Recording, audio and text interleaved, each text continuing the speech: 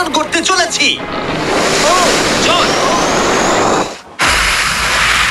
জল ও মাই গড! তোমরা দেখতে পাচ্ছ কেনিয়ার একটা ছোট্ট গ্রামের লোকেরা জলের সরবরাহ পেল, তাও আবার মাত্র 1 সেকেন্ডের মধ্যে। একটা হয়ে গেছে, আরো 99টা ওয়েল খনন করা বাকি আছে। তোমাদের এই ভিডিওটা দারুণ লাগবে। এই 100টা ওয়েল মিলিয়ে 500,000-এরও বেশি মানুষকে পরিশ্রুত পানীয় জল সরবরাহ করতে চলেছে। তারপর আমরা কেনিয়ার এই অংশে বেশ কিছু ওয়েল খনন করবার পরে আমরা কিছুটা দক্ষিণে নেইরির স্কুলগুলোতে গেলাম, আর অবশ্যই বলবো তারা আমাদের দেখে খুব খুশি হয়েছিল। তোমরা সবাই কেমন আছো? আমি এতটা আশাই করিনি। সবাইকে স্বাগত জানানোর জন্য ধন্যবাদ। আমি বুঝতে পারছি না কি করে রিঅ্যাক্ট করব।